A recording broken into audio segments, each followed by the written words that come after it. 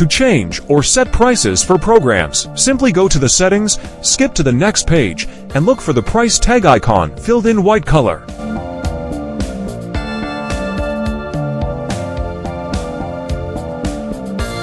You can assign a price or a discount to the programs by selecting them individually, all at once, or multiple at a time.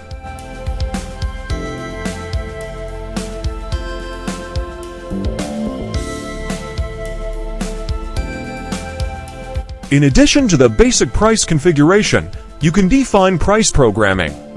This allows you to set specific time periods during which the program price will change.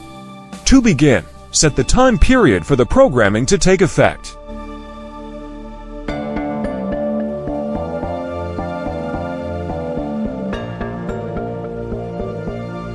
Set the start and end time for the programming period.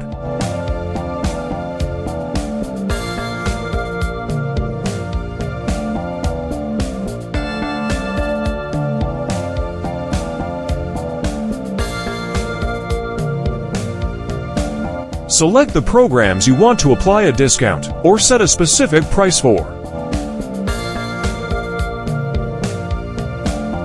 You have two options: set a specific price or apply a discount to an already set price.